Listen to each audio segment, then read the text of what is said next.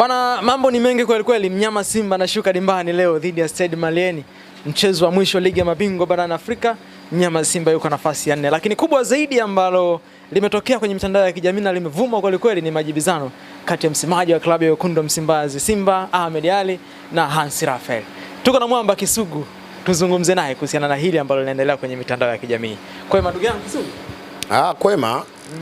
Tumshukuru Mwenyezi Mungu, mwingi wa rehema, ametuamsha salama. Kama ulivyosema, leo siku ya Jumamosi tarehe 14 tuna mchezo wetu dhidi ya wale nani Mali Stade Malien katika uwanja Benjamin Mkapa.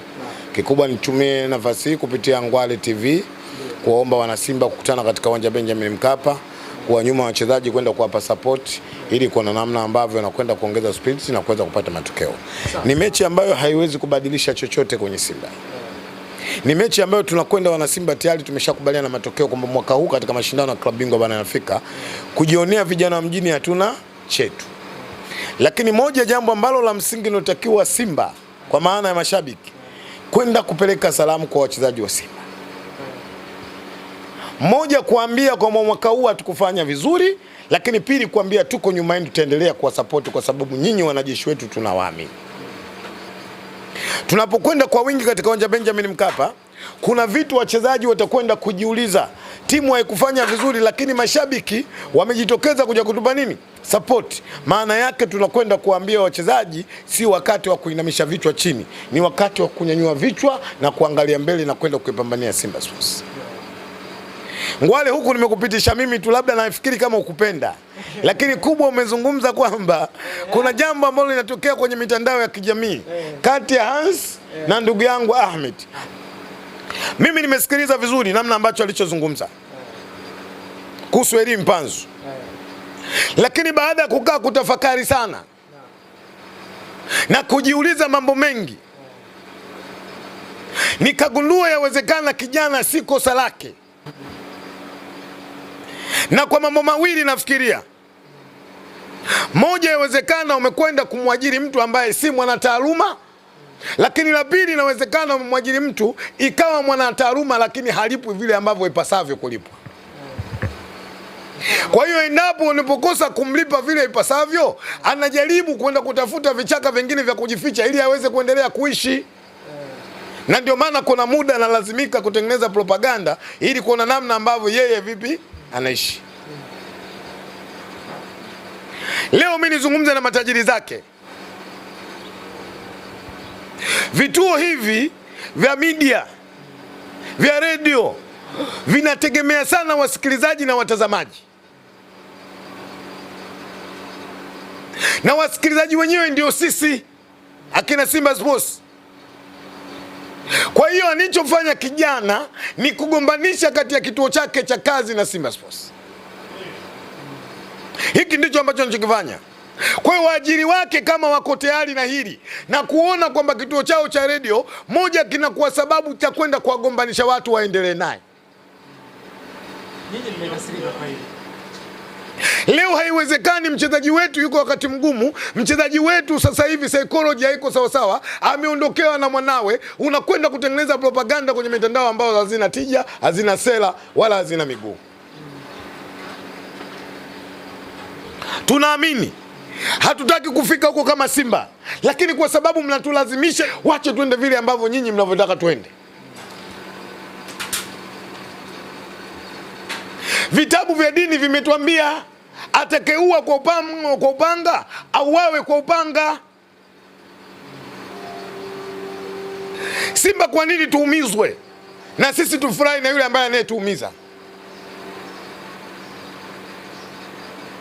Niliwahi kusema baadhi ya wana Simba wakanitupia maneno ambayo hayastahili kuzungumzwa. Mimi yule kijana namjua in and out. Unamjua kwa maana ipi Kisugu? Uwezo wake. Na hili lazima tufike mahala tuwaombe sana TCRA. Wao wanahusika katika hili, wajaribu kwenda kufanya research. Watu wanokaa kwenye media hizi lazima wakae watu ambao wana experience kubwa ambavyo wanaweza kujenga na kutengeneza amani, sio kwenda kubomoa amani. Sio kwa sababu kila mtu anajua kuzungumza, unakwenda kumpa maiki kwenda kuongea, jamii inakwenda kumsikiliza.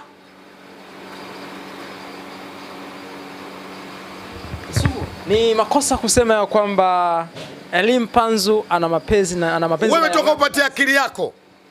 Yawezekana yeye akasema Elie Mpanzu ana mapenzi na hiyo timu ambayo aliyoitaja.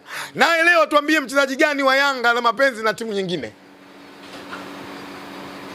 Nendeni mkakumbuke historia ya Hansi anakwenda kumzungumzia Maele. Maele akaenda kumumbua Hansi.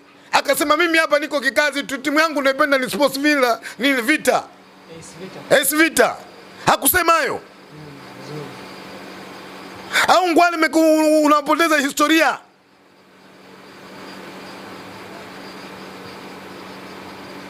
Kodi baba, kodi. Zitatusumbua kodi. Vijana wanahitaji Malindi Cruiser. Vijana wanahitaji masimu makubwa. Wakubali. Kama namna ambavyo Kisugu anavyoendelea kuishi na visoswadu vyake. Msilazimishe maisha. Sasa wanapotaka sisi tuende huko tutakwenda. Wamekwenda mbali zaidi. Kisugu na Ahmed Ally ameshutumiwa kwamba yeye ni shabiki. Nani aliyemshutumu? Hansi. Ajitambue wala ajielewe. Sisi Ahmed tunamjua. Kabla Ahmed bado hajaingia kwenye tasnia ya habari tunamjua. Tunakunywa naye kahawa pale Msimbazi.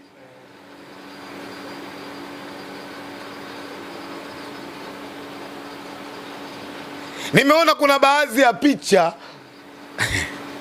wamezitoa Ahmed akiwepo katika mkutano wa Dar es Salaam Africans. Lakini alichokuwa anafanya Ahmed ndio elimu pia na yule kijana asome. Maana yake Ahmed wakati yeye kama mwandishi alikuwa hatakiwi kuonyesha yuko upande gani, maana yake akaonyesha kuna upande unakosa kumpa ushirikiano. Hiyo lugha imeeleweka au nirudie? Ukiwa mwandishi hususan wa michezo hutakiwi kujiweka hadharani kujulikana wewe upande gani. Maana yake ukishakujua kuna muda unaweza kukosa msaada katika upande mwingine. Picha inaotembea Ahmed wakati huo yuko kazini Azam. Akiwa mwandishi. Ndio mwandishi. Na yeye alionyesha kuna baadhi ya watu wasiomjua mpaka Ahmed anafanya kazi kwenye Azam. Watu hawajajua kwamba huyu jamaa yuko katika upande upi, kwa sababu alikuwa anatekeleza kazi yake kwa fairs. Wenyewe mnasema alikuwa na balance story. Lakini ngwali niwaambie wana Simba. Kuna msemo. Mama Doris anapenda sana kunifundisha. Anasema ukicheka na nyani utavuna nini? Bua. Huyu mtoto sio kumchekea. Huyu mtoto lengo si kumbomoa mtu, lengo ni kwenda kuibomoa taasisi. Vipi taasisi kubwa kama Simba tunakubali mtoto mdogo anakuja kuchezea? Katoka BK juzi tu.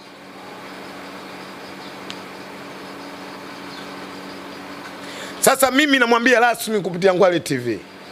Hii vita. Tena amenunua kwa bei rahisi. Ni vita ambayo tutapigana mchana, ni vita ambayo tutapigana usiku, ni vita ambayo tutapigana na mvua, ni vita ambayo tutapigana na jua, ili kuhakikisha heshima ya Simba, ili kuhakikisha hadhi ya Simba kama taasisi bado inaendelea kusimama kuwa imara. Tuko tayari Simba kukoselewa pale ambapo tunapokosea.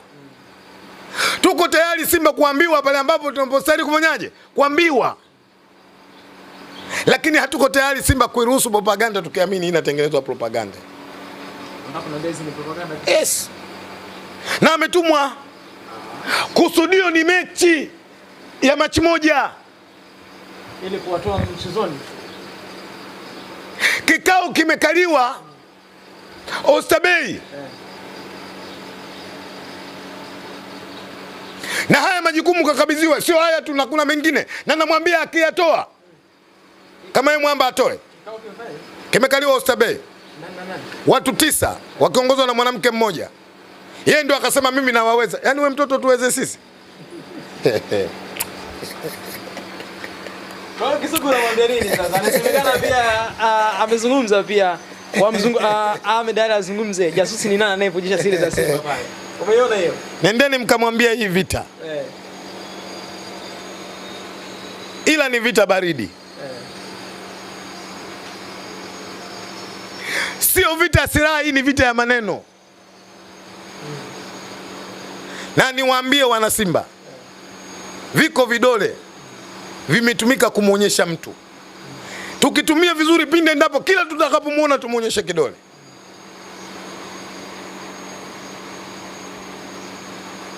Si nimeeleweka hapo? Nakuelewa vizuri. Ali Mpanzu bado yuko Simba? Ni mchezaji wa Simba. Teveza anazungumza pia. Ana mkataba na klabu ya Simba. Lakini niwaambie tu Mpanzu anapita katika nyakati ngumu. Si nyakati ya kuzungumza hiki. Na ndio maana watu wote wa Simba walikuwa wako kimya. Lakini Mpanzu ameondokewa na kipenzi chake. Kwa hiyo kuna muda mwanadamu anapita katika wakati mgumu. Kikubwa tuendelee kumuombea kama wana Simba. Tuendelee kumsupport kama wana Simba. Mimi naamini inshallah kwa Mwenyezi Mungu atarejea katika system yake. Sawa, leo mnakwenda kucheza mchezo wa mwisho dhidi ya Stade Malien Kisugu. Mnyama Simba yuko nafasi ya mwisho. Hiki ambacho mnakwenda kukamilisha leo, mlitegemea kuwa katika nafasi hii Kisugu? Hatukutegemea kwa ukubwa wetu, lakini football amekwenda ameamua. Simba mara nyingi kila mmoja, sio mimi, Afrika inajua. Unaposikia Simba Sports yuko kwenye mashindano ya klabu bingwa, mawazo ya Afrika ya kwanza yako robo finali ya klabu bingwa bana Afrika zidi ya Simba. Umeona pia na kocha Stade Malien alizungumza jana, hakutegemea Simba kuwa nafasi ya mwisho. This is football. Kwamba ameshangaa. Moja katika michezo ambayo ina matokeo katili ni mpira. Na ndio maana siku zote kutumia ninyi waandishi wa habari, wanaomba sana wana Simba kuambia tumepita katika nyakati ngumu. Tuendelee kusimama kama Simba. Mimi naamini mwisho wa siku tutarejea mwakani mashindano ya klabu bingwa barani Afrika na tutakwenda kufanya vizuri. Wapinzani wenu huenda wakatuwakilisha vyema kuanza kesho kuelekea hatua ya robo finali. Ukimuona kuna mgeni amekuja na aga Ijumaa, basi jua naye hiyo Jumamosi yuko atakayaga. Mweka sawa hilo. Ukimuona mgeni anakuwa wamekuja wageni wawili kwenye nyumba yako. Mmoja akasema leo Ngwale mimi naondoka, basi amini na yule mwingine kesho kutu atakuaga naye anafanyaje? Mimi Kisugu sijakuelewa bado. Ukiona Alhamisi, jua Ijumaa inafanyaje? Inakuwa mgeni anakuaga wa kwanza, basi una wa pili atakuja atafanyaje? Atakuaga. Una maana Young Africans aende robo finali? Allahu yaalam, Mwenyezi Mungu ndiye mwenye kujua. Lakini ukiniuliza kama mimi, asiende. Asiende? Yes. Kama nchi Kisugu. Hali imekuwa ngumu. Mimi nimekuta mashabiki wa Yanga wako kaburi moja hapo, hawana nauli. Wananipiga miki zinga, haki ya Mungu.